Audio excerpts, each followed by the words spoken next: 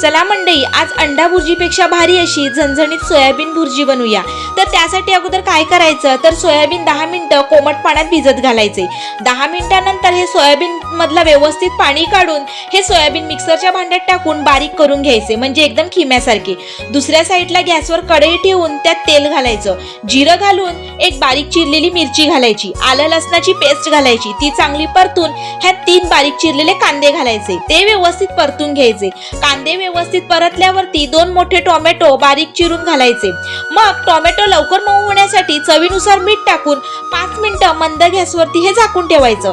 5 मिनिटांनंतर ह्यात जगभराचे मसाले घालायचे, म्हणजे हळद, आगरी मसाला, काश्मीरी लाल मिर्च पावडर, धने पावडर आणि गरम मसाला घालून संपूर्ण मसाला हा कांदा टोमॅटो मध्ये एकजीव करून घ्यायचा।